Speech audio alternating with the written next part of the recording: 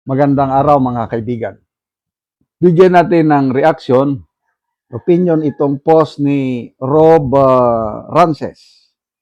Sabi niya dito, isinare niya ang article published sa Manila Bulletin.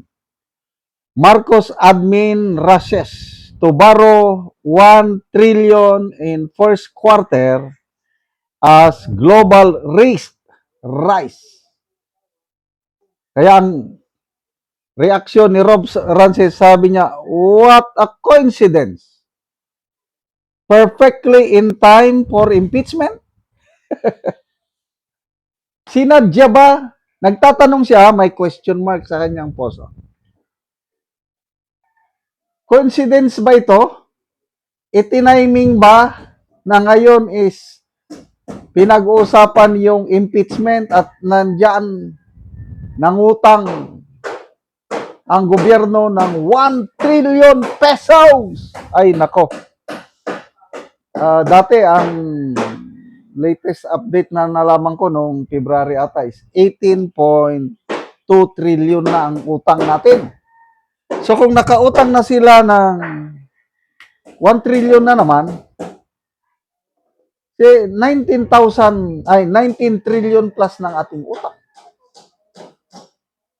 Ay nako. Grabe oh. Wala silang utang sila ng utang. Ako personal ko lang ito. Wala akong tiwala ngayon tong pangungutang ng gobyerno kung nagagamit ba para sa taong bayan ang inuutang. Personal opinion ko lang yan. Halos hindi na ako magtiwala. Hindi naman masama yung mangutang.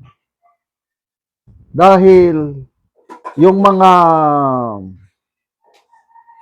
matagumpay na negosyante ngayon, halos lahat yan nangutang eh. At dahil nangutang sila at na-invest nila ng maganda yung inutang, kaya naging successful sila. Kaya basically, ang mangutang ay hindi masama. Ito ngayon sa ating gobyerno, utang ng utang.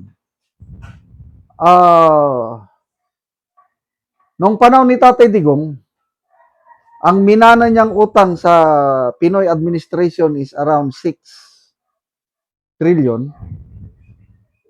Nakautang siya ng additional 6 trillion dahil may pandemic, may build, may Marawi seeds. Kaya umabot ng 12 trillion ang utang panahon ni Tatay Digong. To me, walang problema yon dahil justified yung utang dahil ginamit natin survival sa pandemic at nagamit sa build. Ito ngayon,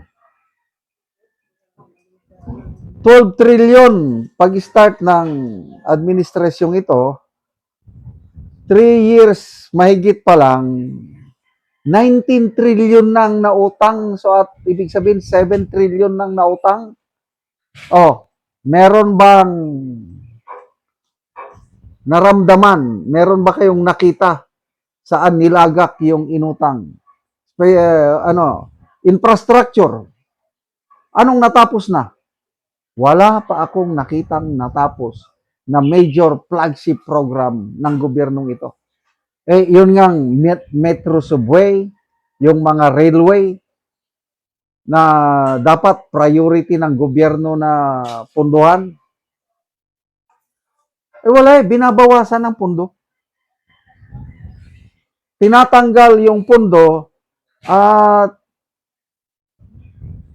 nililipat sa mga pet projects ng mga congressman.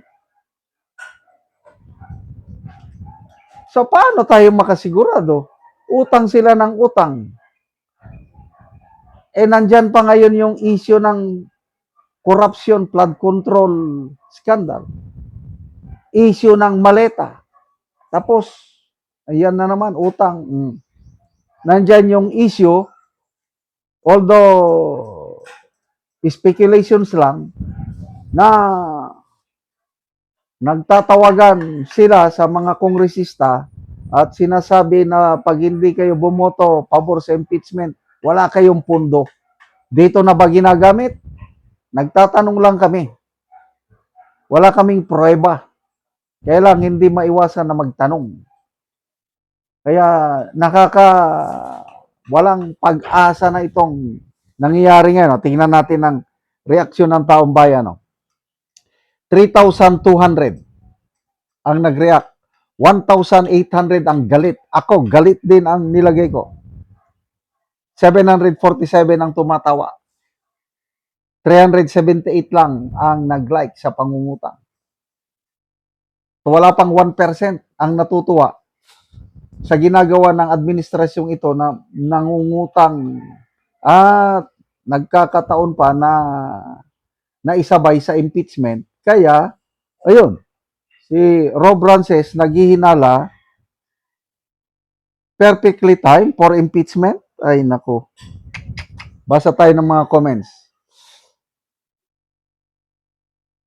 Jing, Penny, don't let him borrow, please. Bong Peralta, nababaon sa utang Pilipinas hindi para mapaunlad kundi gamitin ito upang sirain ang ating bansa.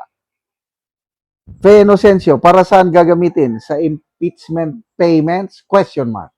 Nagtatanong lang. Pocket money pag na-exile. Utang na naman para may manakaw. Saan kaya dinadala yung mga inuutang? Wala naman yatang big projects na ginagawa sa Pilipinas. Oh, yun yung sinasabi ko. Walang big projects.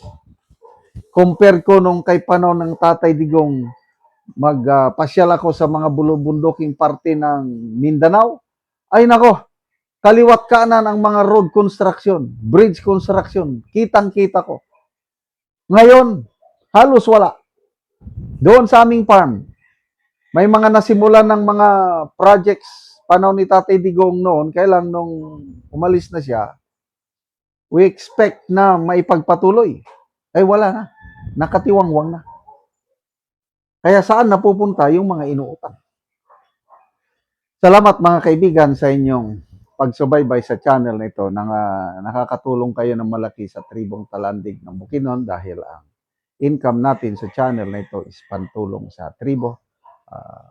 Namimigay tayo ng libreng yero at pako para makapagpatayo sila ng mas maayos na tirahan. Panoorin nyo ang video na ito. Yan ako sa balay sa natabangan na mo gyero.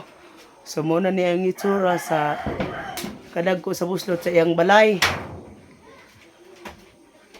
So mga buslot na gyud. So karon magatop na gyud ni sila. Tungod sa kadugay na sa ilang atop inaani na gyud ang itsura.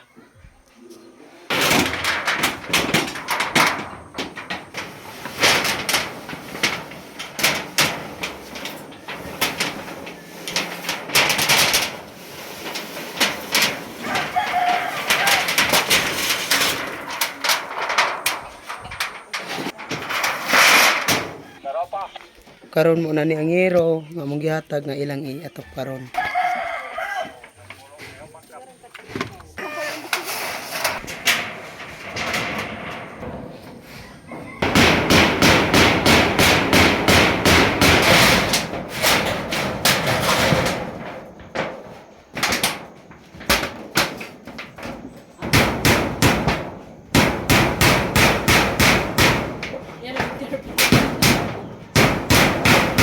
O karon naman nagit sa pag-atop ang ginatabang nga yero sa makita ato nga nindot na gyud.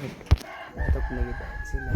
Salamat sa nagtabang sa sin sa paghatag sa Ginoo sa usa ka tawo na pinaagi nga kung dili na gid maulanan kami nga dili nagpuyo sa balay nga mailisan na ang kadugayon sa among atop sa among balay nga sin hinaot nga mapadayon kini. Naapay mga tao nga matabangan pag yun. So, Mi sa sunod. so pila na to katuig ang imong atop Bali na pulo na to katuig ang akong atop sa akong balay niya. bago pa napulihan. Ay pag yun nailisan kay tungod sa kawadon. Dili ta kapaka-afford sa pagpalit sa sin. Oo, so salamat Salamat kayo. sa nagtabang. ug sa Ginoo nga naghatag og instrumento nga matabangan ang sama sa mga tao. Mm.